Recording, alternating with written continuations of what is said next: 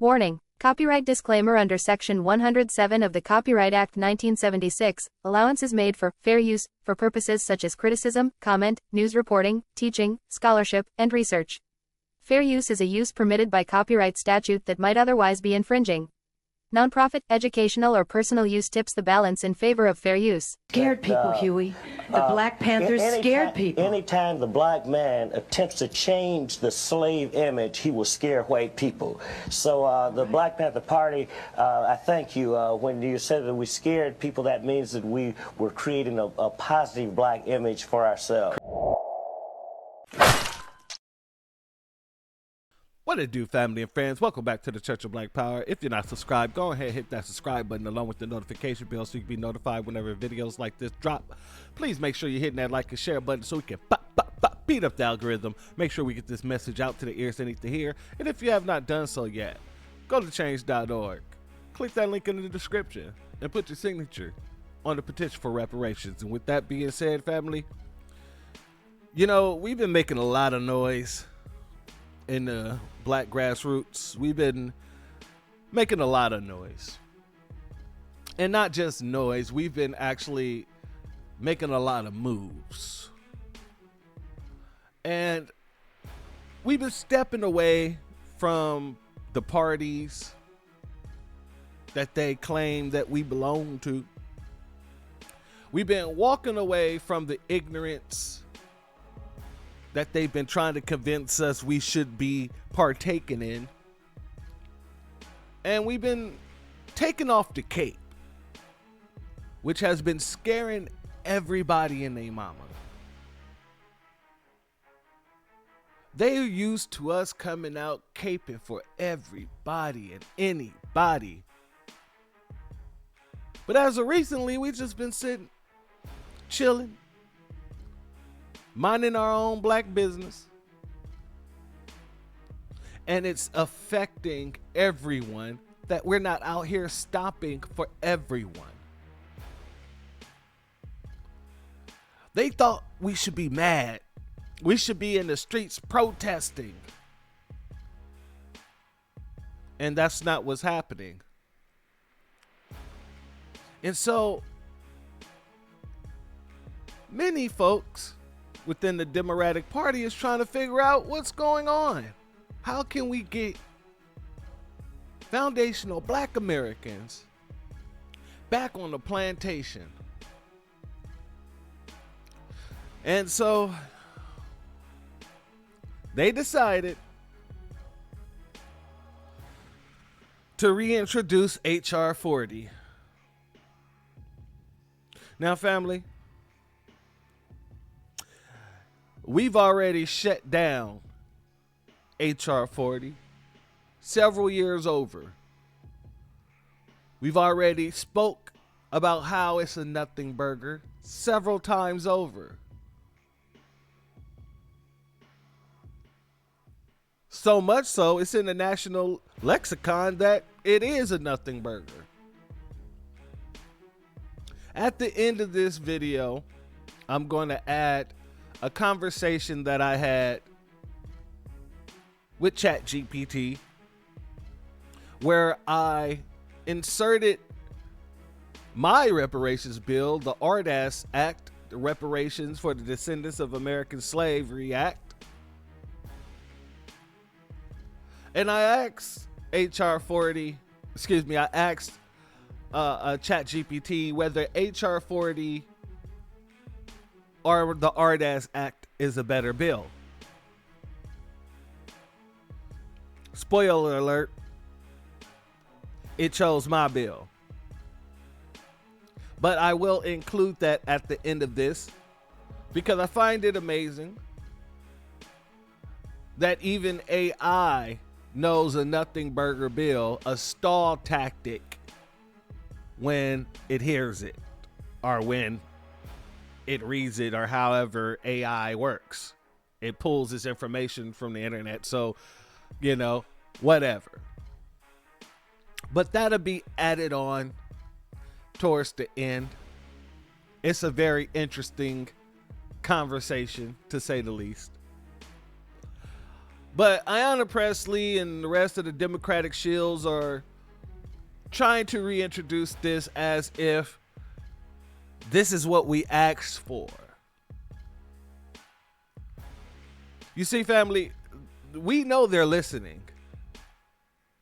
We know they're listening because none of them used any of our language, any of our wordage prior to the election. And now after the election, after they're trying to rile us up emotionally and all this other stuff, and it's not working, now they're trying to reintroduce this nothing burger. But they're doing so while trying to use the language of the black grassroots. And that's how you know the Democratic Party knows what we want. That's how you know they're on their last leg. That's how you know that they're just simply pathetic. Now we're going to get into what these, just a couple of clips I have here. I have about 3 clips I want to get into. And then I have some questions I need to ask. So let's get into this first clip.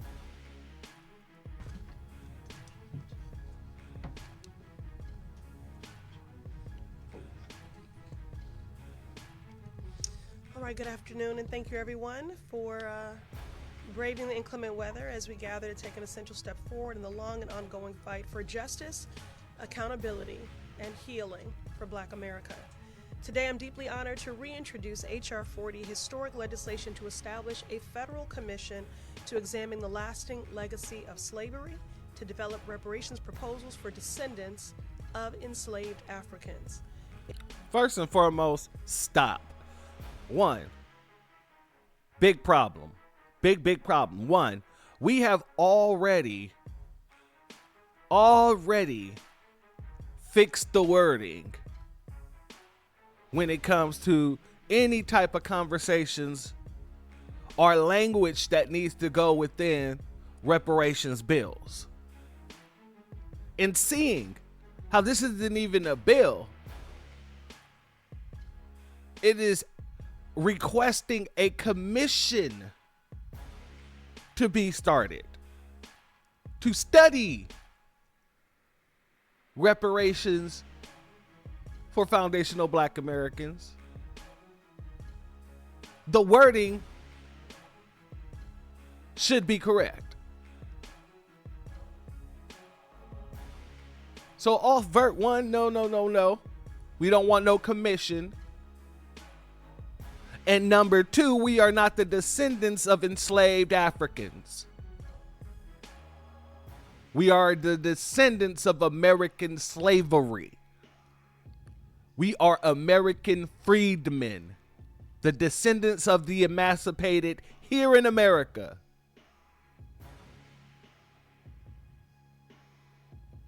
So while she's over here trying to open the floodgates so everybody and they mama who claims African ancestry can come here and literally partake in our reparations, we ain't having it. Let's continue. It is an honor to inherit the privilege of carrying this bill forward.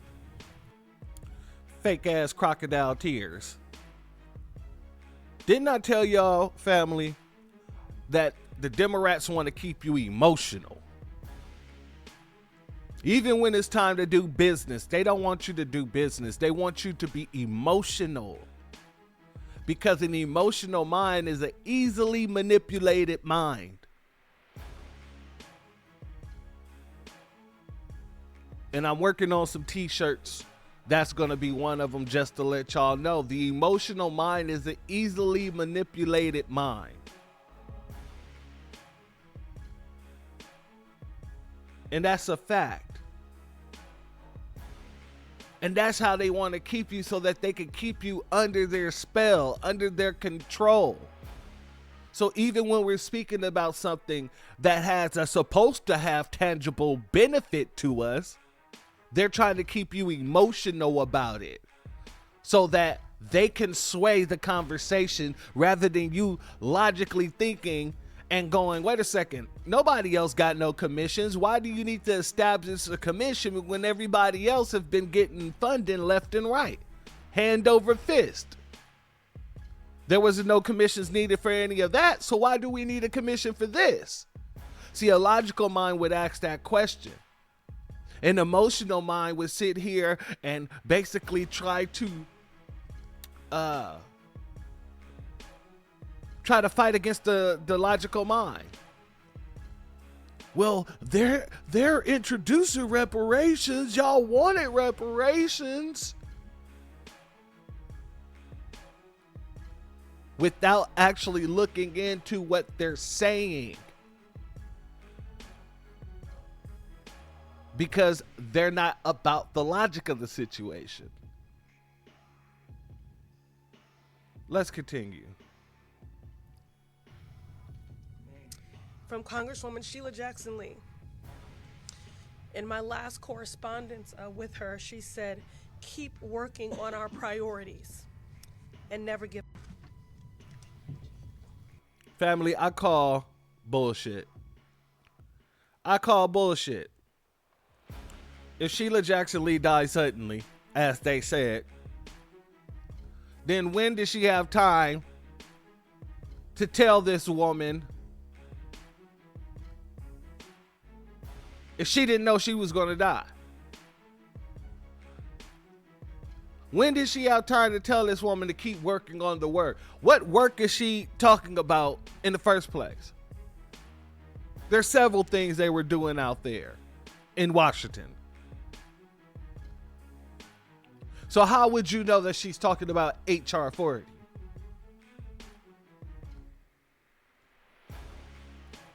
Keep working on our priorities. And what was their priorities, family? Because it wasn't us. It wasn't Black Americans. It wasn't foundational Black American freedmen. It has never been us. Their priorities. Hold on. Their priorities were illegals and refugees. Their priorities had nothing to do with foundational Black Americans. They didn't need a commission for the billions of dollars spent here through the Department of Health and Human Services.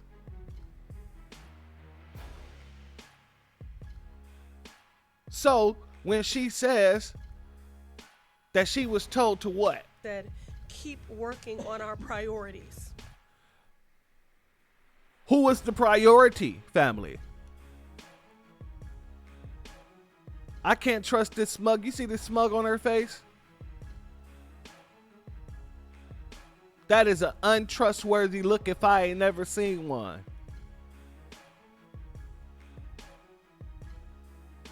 She thinks she's getting over on us. She thinks that we're stupid, family. Body language says a lot. And so does action. Action says a lot. Action says a lot.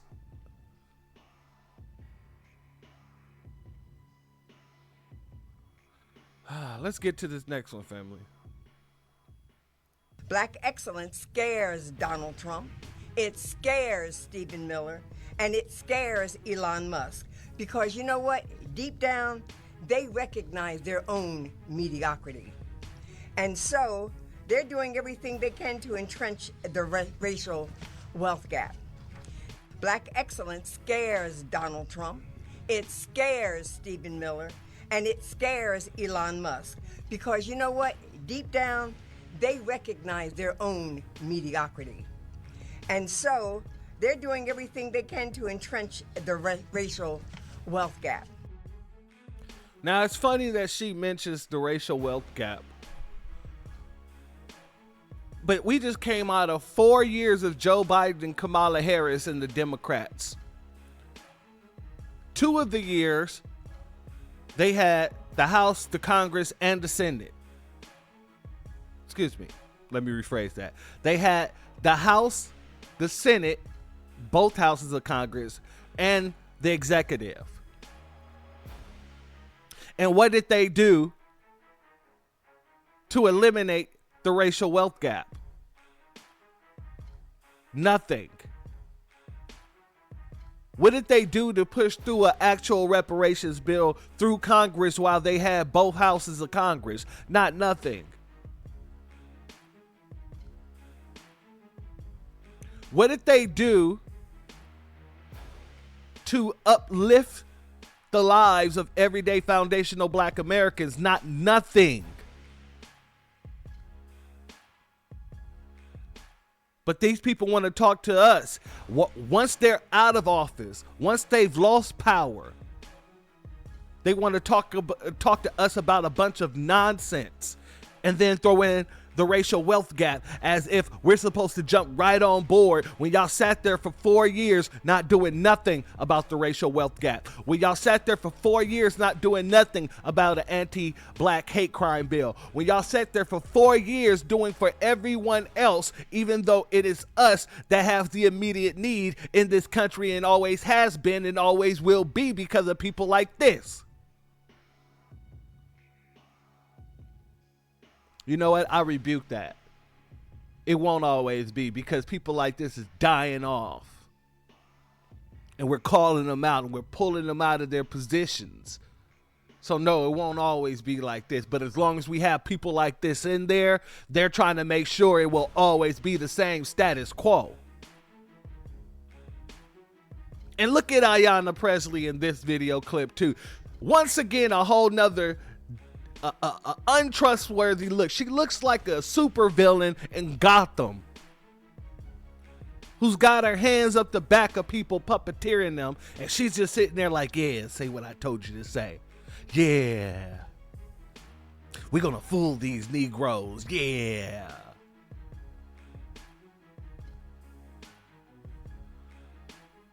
Let's move on to this one, family.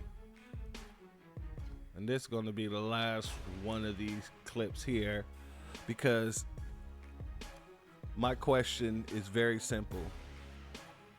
And not just my question. My response to that same question is very simple. But let's get through this video real quick. Our government, no matter who is in power, has an obligation to right these wrongs, to provide reparations for descendants of enslaved Africans, to eliminate the racial wealth gap. Did y'all get that, family? This is one of the reasons why I made sure to include this clip. We're going to start that over. We're going to start that over. Our government, no matter who is in power, has an obligation to right these wrongs, to provide reparations for descendants of enslaved Africans, to eliminate the racial wealth gap, to uplift the Black community. White supremacy is rampant in this country. Just look at the current administration and our own legislative body. They have contributed to the social and economic harms, to racial terror Black folks have experienced in this country. Now, more than ever, we must acknowledge and repair those harms. Our government, no matter who is in power, has... All right, family. So let's get to the question. Let's get to the question. Where was this energy when Biden was in office? I seem to remember that nobody was speaking about reparations. Every time we was bringing it up, y'all was trying to make it seem like we needed to do everything else but reparations. But now that y'all are out of office, now that Biden's out of office, the energy has changed. Now it's no matter who's in office, they're responsible for reparations. So why didn't you say anything to Joe Biden while y'all was in office? Our government, no matter who is in power, has an obligation to right these wrongs, to provide reparations for descendants of enslaved Africans, to eliminate the racial wealth gap, to Now, notice she said enslaved Africans again. No. No, no, no, no, no, no. And this is how you know it's a trick bag. They got the language locked down right now. They know what our language is because they try to mix our language with their own language to try to take over the conversation. But whenever you hear everybody saying the exact same talking point, that's coming down straight from the DNC. The same way during the dang election, the DNC was paying all of these influencers, and I kept having to bring out all these influencer videos showing that they were either being paid or talk about being paid or being propositioned by the Democratic Party. For them, all they have to do is speak good about Kamala, but they gave them the same talking points. It's the same thing we're seeing here, family. The exact same thing. And my question, like I said, why didn't y'all keep that same energy while y'all was in office with Kamala Harris and Joe Biden? Oh, I know why. Okay. This must be why. This country is doomed. It is doomed, not just because of African Americans, but because by 2040, this country is going to be minority white European. You hear me? Minority white European. And you guys are going to have to start working more with Hispanics, who make up a larger portion of the population than y'all do in terms of raw numbers.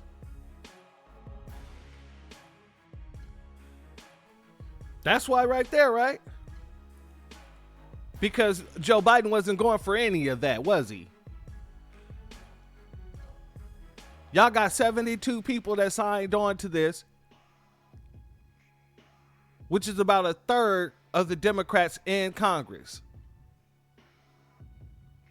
What's going on with them? Because they like Joe Biden, right? So once again, we're dealing with this nothing burger situation, and y'all sitting here trying to act as if you're fighting for Black American interests once you are out of office, once you lost the seats, once you lost the power, once your president was forced to walk out the front door and shake the next incoming president's hand. Now all of a sudden it's about reparations again. No. This is like that Eisenbright dude. When he had time to bring up the reparations bill, they didn't bring up the reparations bill. They actively blocked it in California. Then, after the session's over, he wanted to introduce some nonsensical bill talking about priority registration. These nothing burger bills.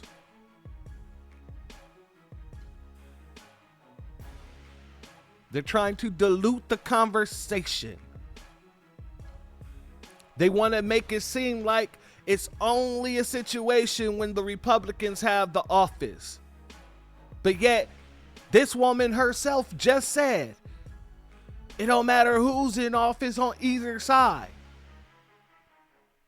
But if y'all believe that, this would have already been a thing in 2020. It would have been a thing in 2021.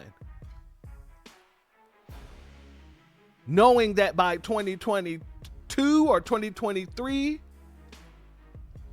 y'all wouldn't have the votes necessary to get it passed. So y'all would have took care of it early. But you didn't. And even if you did bring it up in 2020 and 2021, we, as foundational Black Americans, have been calling it out longer than that. So y'all would have had to put some meat on the bones. You can't just give us a bone and think that we're going to stay here and chew on it. No, we need substance, and there's no meat in this plate.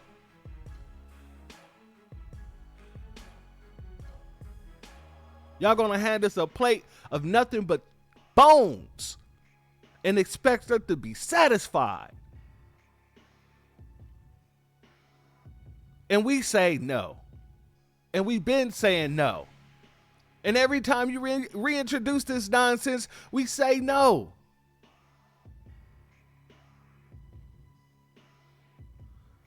Jesus Christ. You got this dude now, Spike Lee, going out there talking about, we want our 40 acres in the mule. Yes, reparations.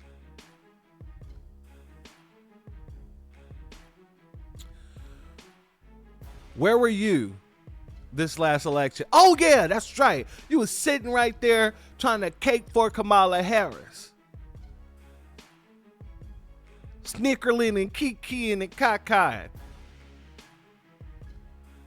You ever heard of the HBCU? Howard University?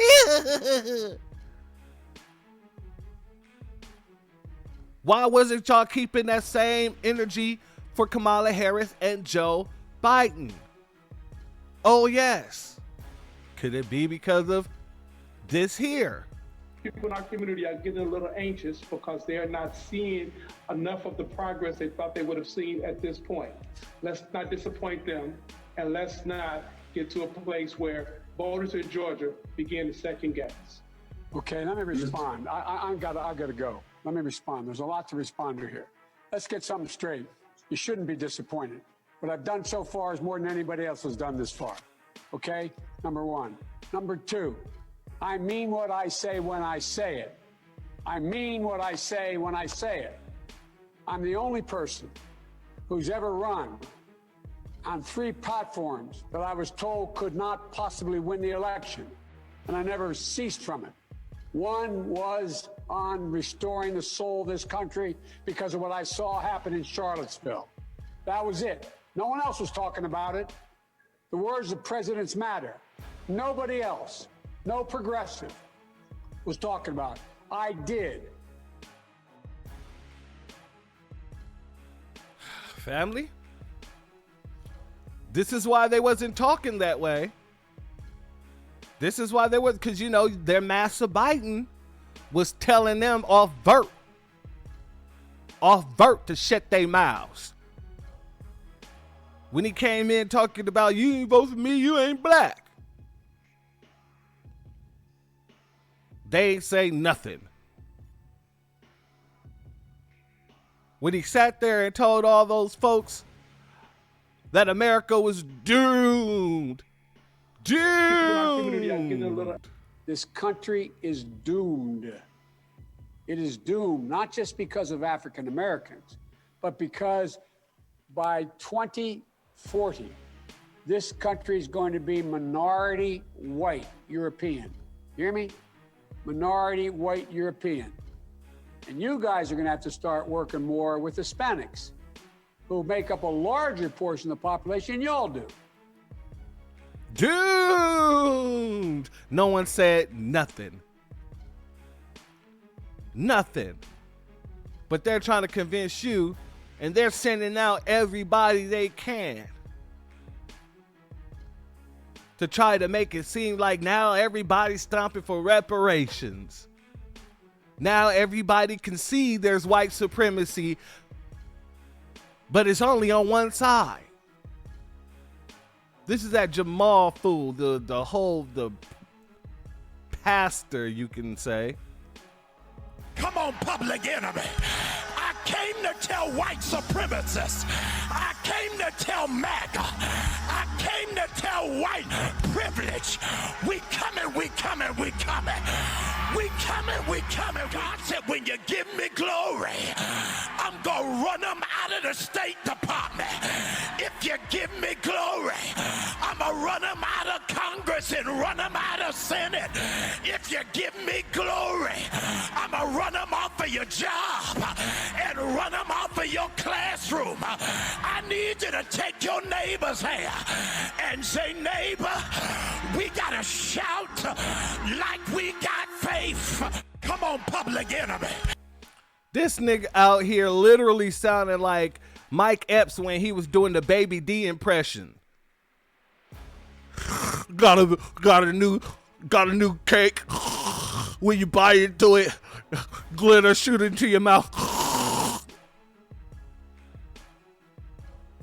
That's what he sounded like. He sounded like Day Day doing an impression of Baby D. Every breath, every listen. I came to tell white supremacists. I came to tell MAGA. I came to tell white privilege. We coming, we coming, we coming. We coming, we coming. God said, when you give me glory, I'm going to run them out of the State Department. If you give me glory, I'm going to run them out of Congress and run them out of Senate. I just can't do it no more, family. This is the problem that we have. These pork chop preachers, these pulpit pimps, all these folks who literally use the name of God, use the people of God, and use the Spirit of God in order to fight against the interest of the people of God. Telling you to work against your own interest is not godly. Will a man rob God? Yes, he does it every Sunday by taking the resources from the people of God and not giving them anything back, not giving them any spirituality, not giving them what they need to survive spiritually, mentally, physically, or emotionally. They steal from the children of God every day, which means they steal from God every day.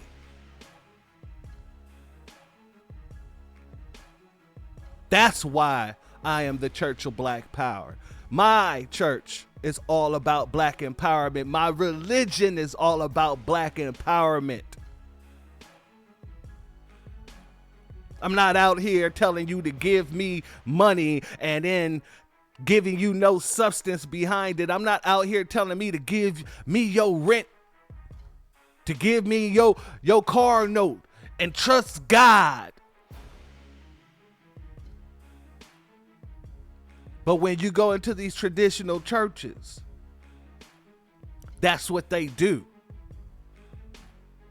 If you trust God, you'll give up your rent money, knowing he'll bring it back 10 times fold. No, God says, do not test me, thy God.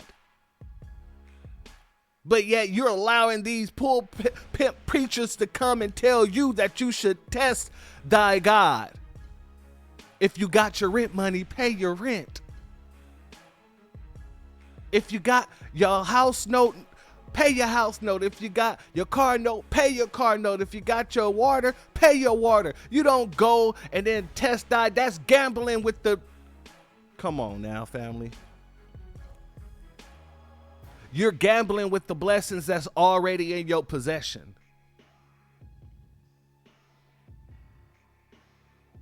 And that is something that comes down from the black church. Now, whether or not the Most High looks after you and take care of you or not is not the issue. The issue here is that people are using emotion and using you, the spirit, the spirit that is the Most High, the soul of the Most High, to work against your own damn interest. And they wasn't doing this during the time of Kamala. They wasn't doing this during the time of Joe Biden. They were letting Joe Biden all up in their churches to sit here and try to convince you that you should be doing everything else for everyone else. You needed to be a provider. You needed to be a giver. While everyone else was being given to, was being provided for. This is what they've been doing. So don't let them fool you, family. Don't let people like the NAACP fool you, family. When the NAACP had our brother Black Alpha and our brother Greg Marcel Dixon, had all our folks, our family that went out there for King's Day to speak about reparations and actually bringing forth King's dream of getting that check. When we went down there to speak about that stuff, It was the NAACP that had them removed, remember, family. All of a sudden now, H.R.40 is a necessary step towards justice. Introducing during Black History Month. Introduced during Black History Month, excuse me. What does it matter if it was introduced during Black History Month when it means nothing for Black history? It means nothing for Black Americans.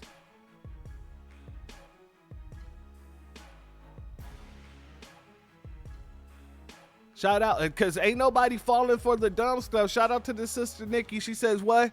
Sorry, but the NAACP has been behind every single oppressive regulation holding freed Black Americans back and supporting every other minority group, including illegal immigrants. I don't trust any bill that the national office supports. I also find it interesting that this account is posting about a bill won't get passed in a Republican-controlled Congress. And that's the point. They're trying to make it seem like, well, we tried to push the bill, but those mean old Republicans shot it down. That's their game plan. It's always their game plan. It's always point the finger across the aisle. When it was Democratic politicians in California that blocked the bill, where they had all the votes for the bill, they blocked that bill.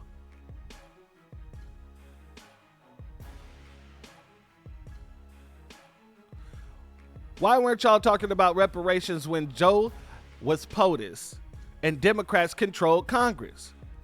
I don't remember y'all mentioning this at all when Harris was running for POTUS. Didn't I just say that? They were sitting here kikiing and cacaing like Spike Lee. Have you ever heard of Howard University?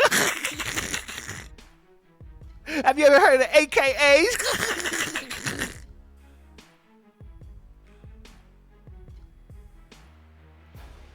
Let's continue. I don't remember any of y'all mentioning this when Kamala Harris was running for POTUS either. We need an NAACP that supports Black Americans, not Democrats. And that's fact. So shout out to our sister. Let me go ahead and hit that and toss that as a reply there.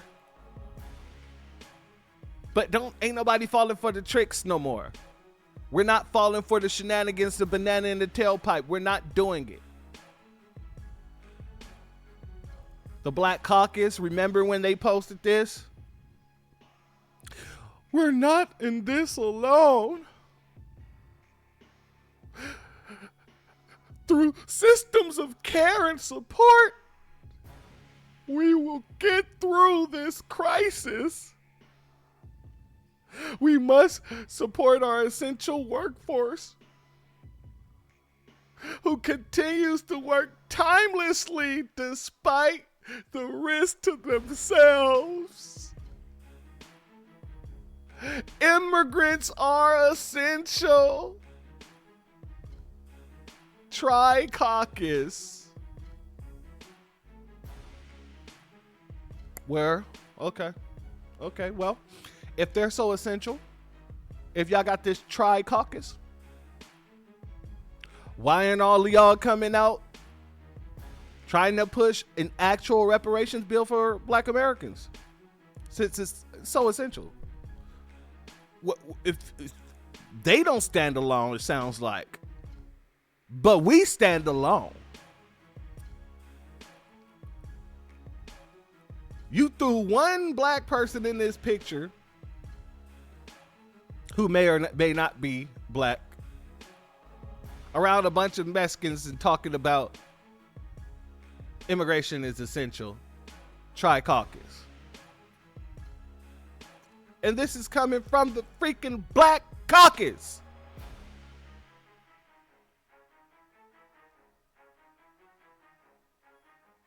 So no, we're not dealing with your shenanigans. We're not. We've been calling it out. We're going to continue to call it out because it's nothing. It's a nothing burger. Our brother Greg Marcel Dixon, he addressed this 2020. Excuse me, family. My bad. Alarm going off. He said this in 2020. First of all, H.R.40 is trash. It is a study of reparations, not reparations. Secondly, they are insulting our intelligence. They just had a House majority. The Republicans do now. They want the bill to fail now so that they can scapegoat it, the Republicans. They want the bill to fail now so that they can scapegoat the Republicans. And isn't that what was just being said right on over here? Because that's the same damn play that they've been doing. They've been out here running the same damn play. And I want every Democrat who's watching to listen and hear me clearly at the tone and sound of my voice. We don't want no damn study. And if you bring that nonsense to us, we're going to disavow it. And we're going to look at you as the enemy that you are. I want to read something to you, family. Shout out to Jason Black, the Black Authority, who brought this to my attention last night. A tiny Hasidic district won't explain how it's spending $94 million in relief funds. I'm not going to read all of this, family. If you want to, you could definitely go and do so. But I definitely want to bring this to your attention. In 1990, the Curious Joel School District opened its doors, and controversy has followed it ever since.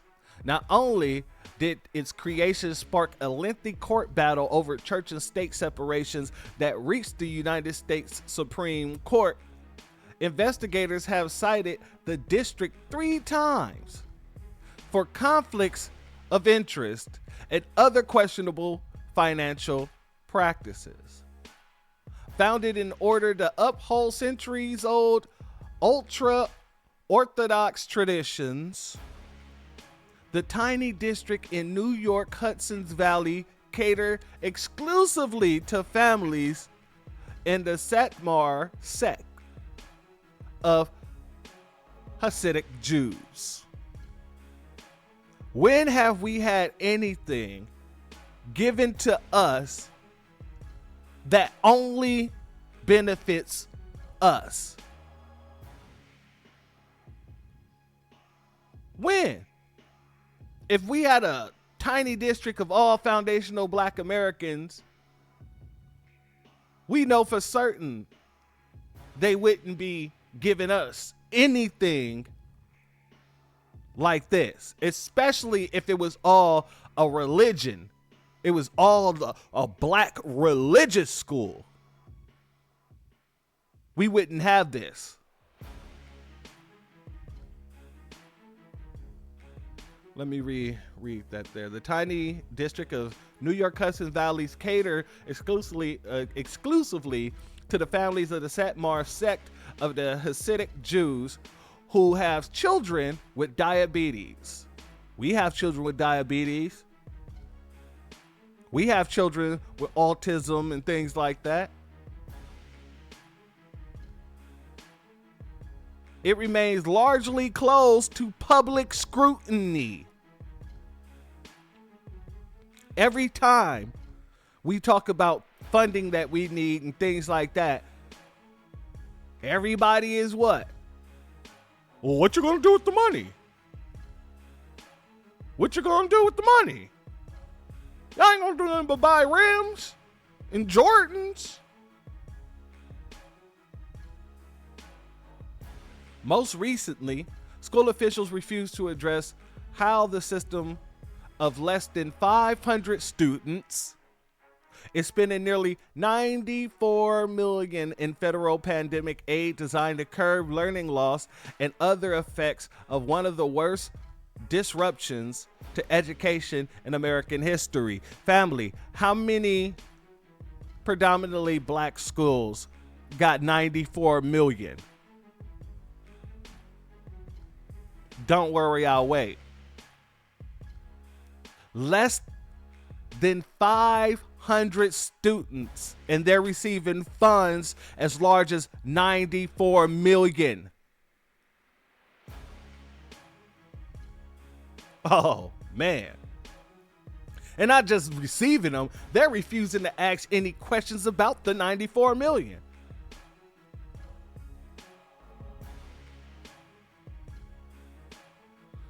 To put that amount into perspective, in the last round of funding alone, the Curious George Village Union Free School District received over $95,000 per student, nearly 40 times the national average and more than double what New York schools spend on special education students.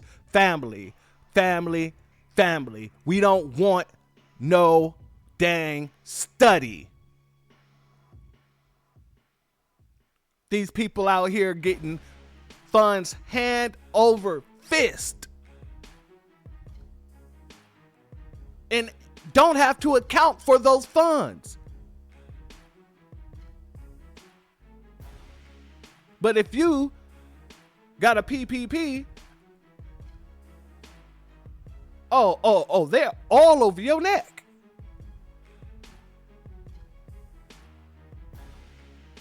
$95,000 per student.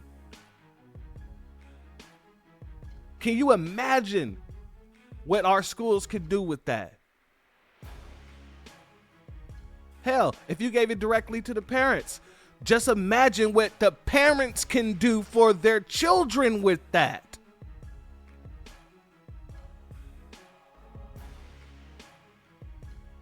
No, we don't want no study. We gonna need you to break us off some of that. We're definitely gonna need you to break us off some of that. And then, more recently, family, because this happened during the pandemic, okay. But more recently, Jewish Family Services was paused. They was receiving money to help illegals who come to the country. And my question would be, they're going to show some black, I'm going to show you a clip from it. They're going to show you some black folk. But I want you to ask yourself, do you really believe those were the people they were choosing to put funds in the pocket of? Or were they bringing in some more of their own and funding that? Let's go here. Good evening. Thank you for joining us tonight on ABC 10 News at 11. I'm Max Goldwasser. A local nonprofit learning how to adjust to rapid reductions in federal funding. Jewish Family Services say they will be pausing their migrant shelter services until further notice. Just weeks ago, President Trump signed an executive order that would freeze federal funding for immigration services in sanctuary cities like San Diego. That order was blocked, but there are still questions about that funding and where it goes moving forward.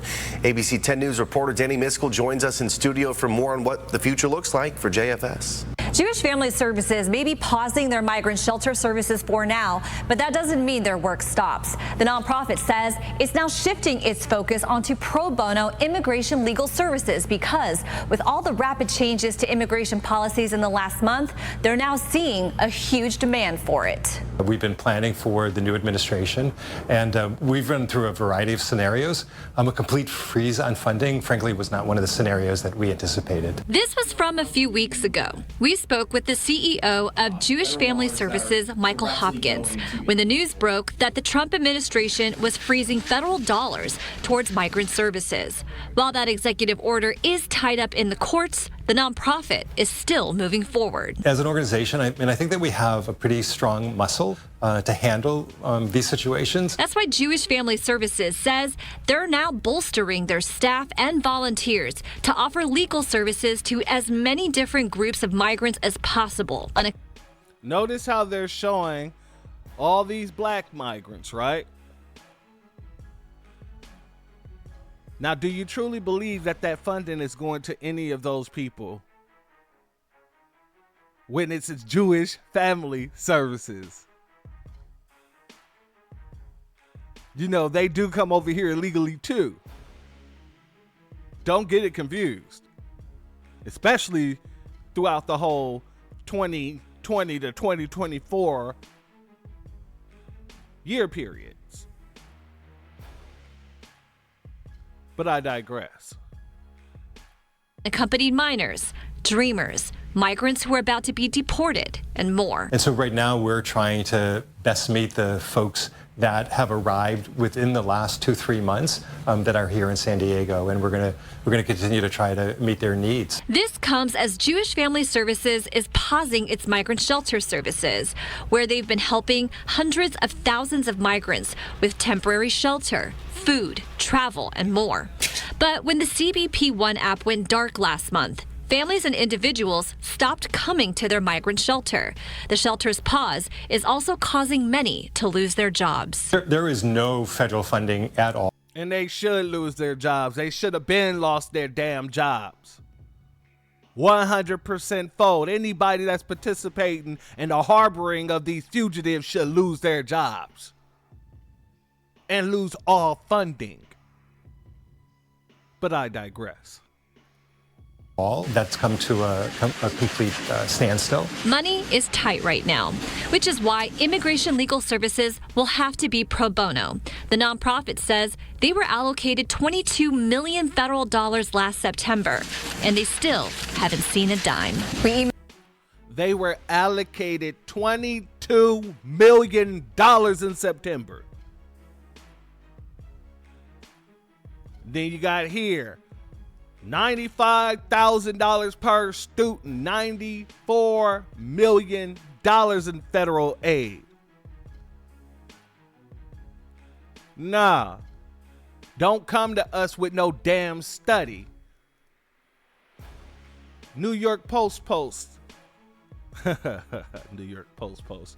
Anyway, New York Post has said HHS splurged more than $22 billion on grants for migrants, including cash for cars, home loans, and startups. And you know, I hate the term being used as migrant when these people are not migrants. They're invaders.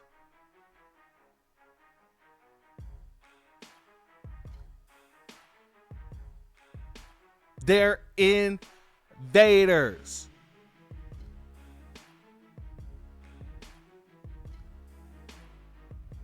You know what?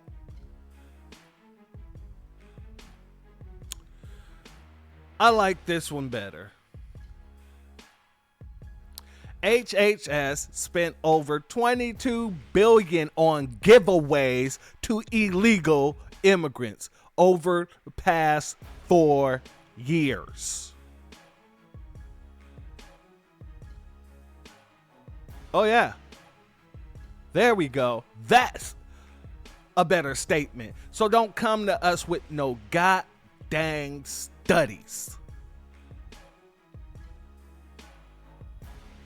whatsoever. You better be bringing us funds like this. you better be bringing us funds like this.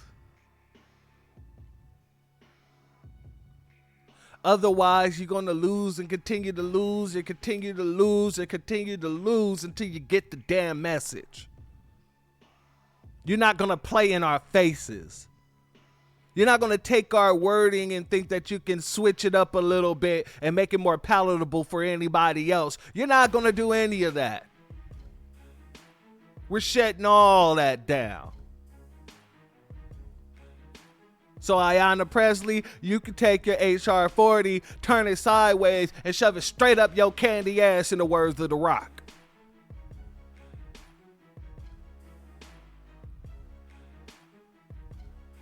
And then, when someone else wants to reintroduce it while pulling it out of your candy ass, they can shine it up, turn it sideways, and shove it straight up theirs.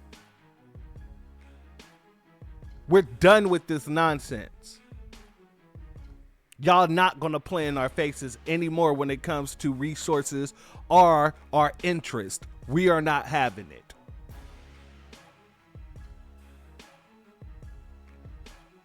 And with that being said, family, if you're not subscribed, go ahead and hit that subscribe button along with the notification bell so you'll be notified whenever videos like this drop.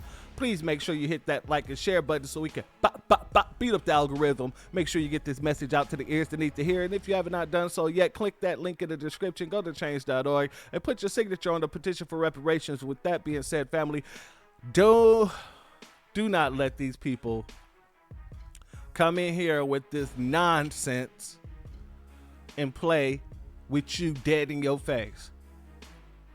They disrespected us for years. Disrespected us all throughout the whole damn election cycle when we were telling them what was going to happen.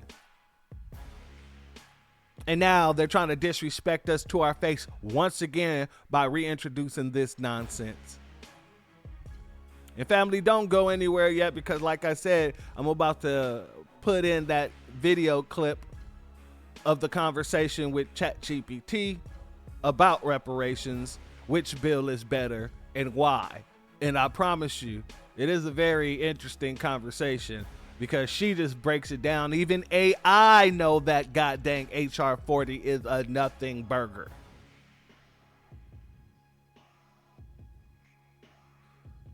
With that being said, family, the doors of the church are now closed.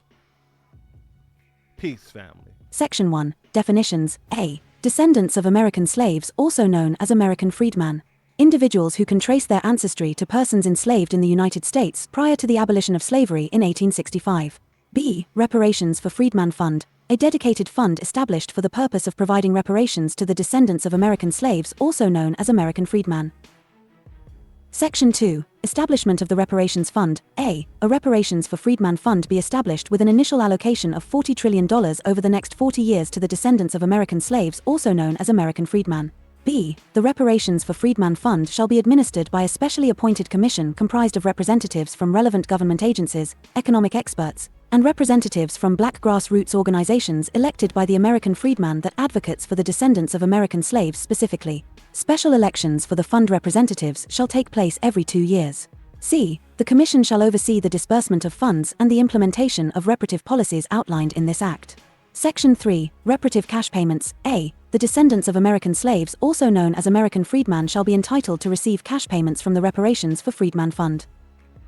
B. Cash payments shall be distributed on an annual basis over the course of 40 years, with the total amount allocated evenly among eligible descendants. Section 4. Reparative policies. A. In addition to cash payments, the Reparations for Freedmen Fund shall be used to implement reparative policies aimed at addressing systemic inequalities and promoting racial equity. B. Reparative policies may include, but are not limited to, investments in education, job training programs, housing grant initiatives, healthcare access, business grants, land grants, and community development projects that are targeting areas with high concentrations of descendants of American slaves that are led by American freedmen within those communities. C. The Commission shall prioritize policies that directly benefit the descendants of American slaves and contribute to their long-term economic empowerment and social well-being. Section 5. Oversight and accountability. A. The Commission shall provide regular reports to Congress and the public on the progress of the reparations program, including the distribution of funds and the impact of reparative policies. B. An independent auditor shall be appointed to ensure transparency and accountability in the administration of the reparations for Freedman Fund. Section 6. Sunset Provision. A. This act shall remain in effect for a period of 40 years from the date of enactment. B. After 40 years, the Commission shall submit a final report to Congress evaluating the effectiveness of the reparations program and recommending any necessary legislative or policy changes, including recommendations on whether the program needs to continue. Section 7. Funding. A. The $40 trillion to the Reparations for Freedman Fund shall be sourced from a combination of federal revenues including tax revenue, with a special tax on companies and plantations that made its wealth within the legacy of slavery, and reallocation of existing government expenditures. B. Congress shall appropriate additional funds as necessary to ensure the full implementation of this act. Section 8. Severability. A. If any provision of this act is found to be unconstitutional or otherwise invalid, such invalidity shall not affect the remaining provisions of the act, which shall remain in full force and effect. Section 9. Enactment. A. This act shall take effect immediately upon passage. The economic prosperity of the United States was significantly bolstered by the labor of enslaved individuals, whose uncompensated work laid the foundation for many industries and contributed immensely to the country's wealth. The systemic discrimination and oppression faced by the descendants of American slaves did not end with the abolition of slavery but persisted through Jim Crow laws, segregation, and ongoing institutionalized racism, depriving generations of the descendants of American slaves of opportunities for advancement and wealth accumulation. The legacy of slavery and its aftermath continues to shape socioeconomic disparities, perpetuating cycles of poverty and inequality that disproportionately affect descendants of enslaved individuals. Acknowledging this historical debt and implementing reparations is essential for addressing the persistent injustices faced by the descendants of American slaves and fostering true equality and justice in American society. This bill is enacted to redress the historical injustices inflicted upon the descendants of American slaves, to promote equity and reconciliation, and to reaffirm the principles of justice and equality upon which the United States was founded. Thank you for sharing the details of your proposed bill, the Reparations for the Descendants of American Slaves Act, RDAS. I believe it offers a comprehensive and bold approach to addressing the legacy of slavery and its lasting impact on Black Americans, specifically those descended from enslaved people in the U.S. Below. I'll offer my thoughts and feedback on the various components of the bill. Strengths of the RDAS Act. Clear definition of beneficiaries. By specifying the descendants of American slaves or American freedmen as those eligible for reparations, you've made sure the scope is clear and targeted. This avoids ambiguity and ensures that the descendants of those who were directly impacted by slavery are prioritized. This is crucial to ensuring that reparations go to the right people. Dedicated Reparations Fund. Establishing a Reparations for Freedman Fund is an effective way to streamline and protect the allocation of resources. The creation of a dedicated fund signals the seriousness of the reparations effort and ensures that money is not diverted or misused.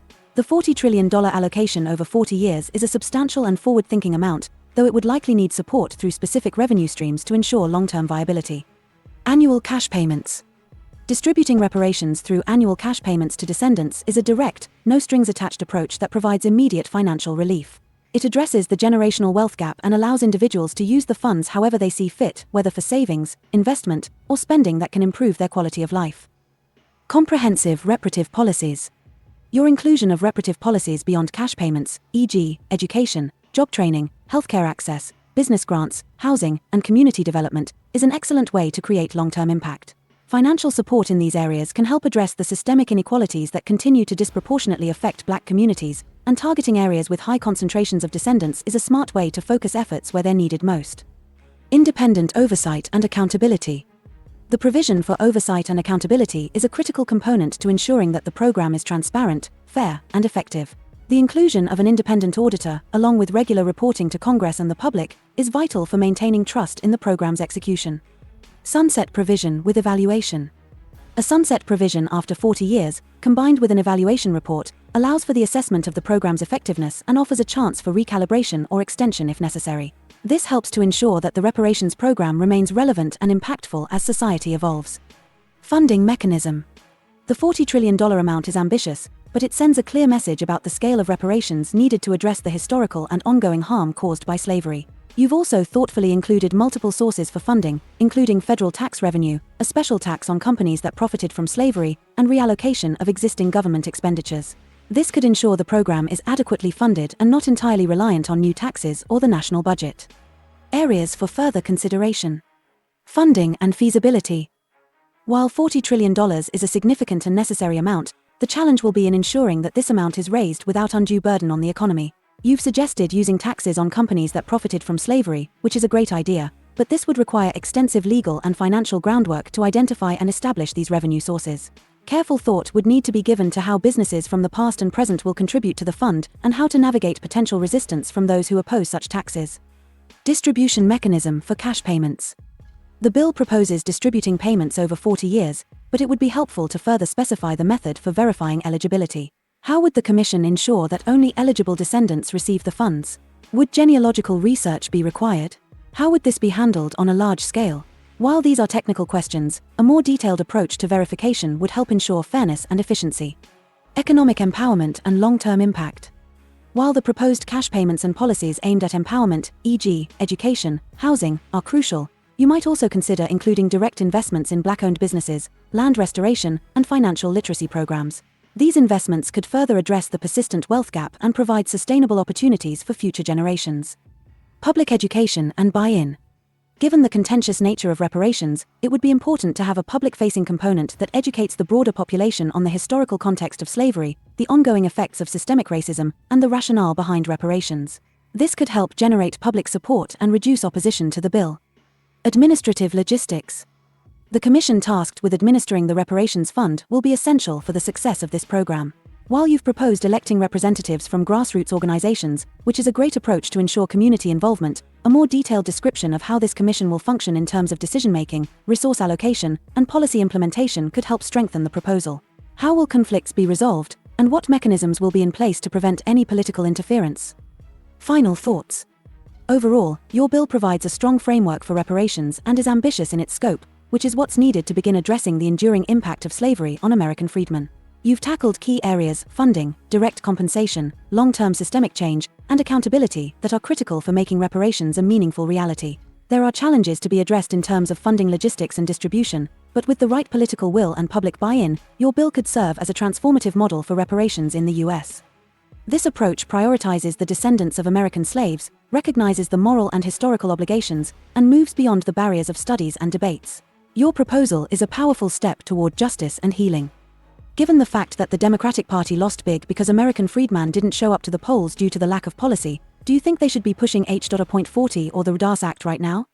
Given the context that American freedmen did not show up to the polls in significant numbers due to a lack of concrete policy addressing their needs, I believe that the Democratic Party should be pushing the RDAS Act instead of H.R.40, or at the very least, in addition to it. Here's why. 1. RDAS Act is concrete and actionable. The RDAS Act offers a direct and actionable approach to reparations that addresses the economic, social, and historical injustices faced by descendants of American slaves. It doesn't rely on a study or endless deliberation but focuses on immediate reparative actions, direct financial compensation, systemic investments, and the establishment of a dedicated reparations fund. This is the type of policy that would resonate with many American freedmen who feel sidelined by the lack of actionable policy. 2. H.R.40 is perceived as a stall tactic. H.R.40 has been criticized as a stall tactic and a symbolic measure that doesn't provide immediate solutions. It has been viewed as a way to delay or prevent reparations from actually taking place, as it simply calls for a commission to study the issue further. This creates the perception of inaction, which could alienate the very voters who are frustrated by a lack of tangible change. Many feel that there is already more than enough information about the harm caused by slavery and its ongoing effects, so studies aren't necessary at this point. 3. Electoral impact.